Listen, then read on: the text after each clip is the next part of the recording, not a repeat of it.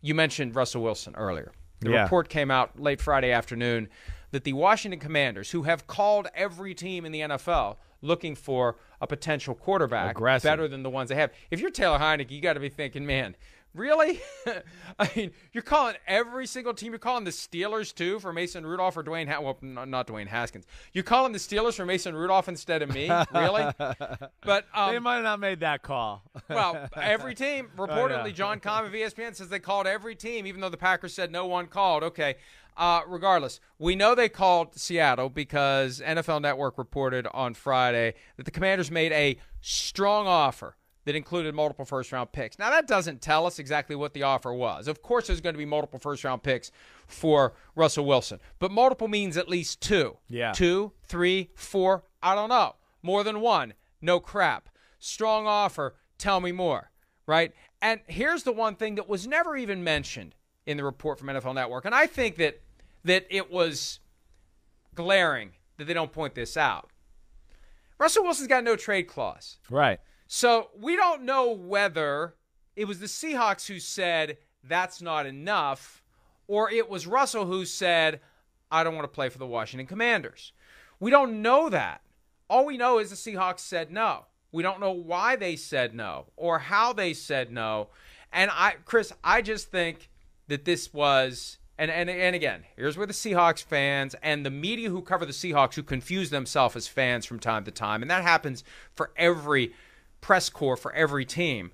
This is where they get pissy about it. But let's apply common sense. Pete Carroll didn't say on Wednesday, we are not trading Russell Wilson under any set of circumstances. Just no intention. We have no intention, which means go ahead and try to change our mind. Oh, and Washington did, but it wasn't enough. And now someone's making us aware of it. Chris, who's making us aware of it? The Seahawks or Washington? Who's making us aware of it? The report doesn't say, and I know we don't want to out sources, and it's bad form to guess at sources, and I'm not guessing. I'm just saying it either came from Seattle or it came from Washington. Somebody's got a motivation to get this out there, and it's not ludicrous to think that the Seahawks aren't trying to prime the pump. They get both someone. Of them. Yeah, both of them. I can see it. For whom yeah, right. Russell Wilson would play to make either the same offer or a better offer. This isn't over. Russell's not agitating like he was last year. Right. But this isn't not over. Yes, that's what I was trying to say in segment one. He's not talking as much behind the scenes, but this is still a real thing. Russell Wilson is available to be had. You got to just trust me and Mike. He's available to be had. It's going to take the right offer. I don't know what that is. And you're right. It really probably benefits both teams by that information getting out. I don't know where it came from either. It benefits Seattle. Of course, it drives up the market. Now you know everybody, hey, teams are calling. It makes the Commanders and their organization look good because, hey, look, we're trying to make moves to get a franchise quarterback. Again, Washington has not been, bashful about their intentions. Even when you talk to people within the Washington organization, at the combine, they're not bashful. They talk about it and tell you, we want a quarterback. We're looking for a quarterback. That's priority number one for their football team. It makes sense. It does. Now what do they offer? I don't know. Like it seems to be the logic around the league. Rodgers, Russell Wilson is going to take something in the ballpark of 2 1s and a number 2, somewhere along those lines. And, again, I don't know what was offered, and maybe we'll figure that out here in the next few days. But, something was not right. Whether it was Russell, like you said, or Seattle said that's not enough, I don't know. But I think it's just a sign to go, wait, Washington didn't make this offer just because they thought there was absolutely no chance to get Russell Wilson. They were like, hey, guys, there's no chance you can get him. Hey, how about we offer you this? Hey, there's no chance. No, they have been led to believe that this is there to be had. And again, it goes back to our Aaron Rodgers conversation. Russell Wilson and his camp have gotten the word out there that he's there to be had at certain places. I am sure. And this is where the teams are going to call now. And so we'll see where this goes. But like you said, this is not a shut door deal yet. This still has a lot of life left in it, I think. Let's not forget the broader context and apply some common sense to it. The Seahawks are a year away from getting squeezed by Exactly. Russell Wilson's Right. agent, Mark Rodgers, who has one client in the NFL. He is the Tom Hagen of NFL agents. Therefore, he has no broader concerns. You know, if I play hardball with the Seahawks on Russell Wilson, it's going to screw up my interest for this client, or it's going to screw this up. It's going to undermine this relationship.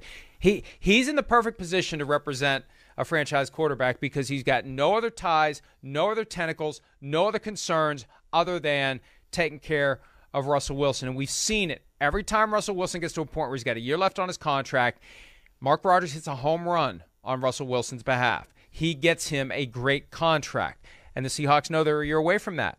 They're a year away from having to pay Russell Wilson $50 million a year. And where is Russell Wilson right now? We don't know. His numbers at the end of the year weren't horrible, but we've noticed it. He doesn't run like he used to.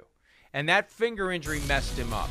Where does he rank in the pantheon of franchise quarterbacks right now? He's slipping relative to some of these younger guys. Agreed. So bottom line is, if you're facing the prospect that next year he's going to want so much money that you're just going to want to trade him, why not trade him now?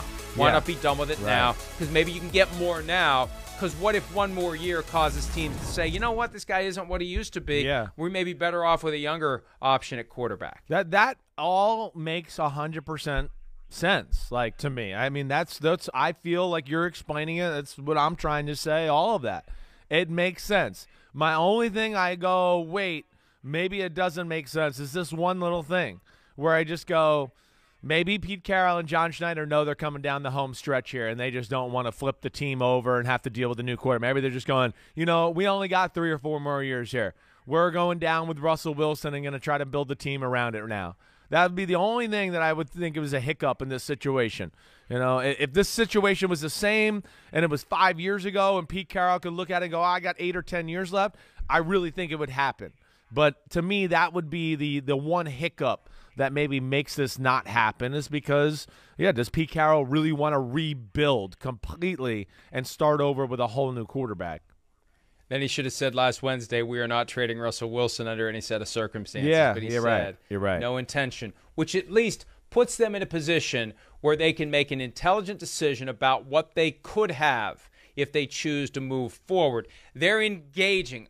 To tie the two themes of this segment together, Lamar Jackson refuses to engage the Ravens. The Seahawks are engaging the rest of the league to see what may be out there for Russell Wilson. They can say no, but just the fact that they say no doesn't mean that they weren't interested in finding out what was behind door number 2. And we're not saying he's going to get traded, but we think it would be foolish to say there's no way he's going to be traded, because if that was the case, Pete Carroll would have said that last week. Hi, I'm Mike Tirico, and thanks for watching. Make sure to hit subscribe for the latest news and highlights from NBC Sports.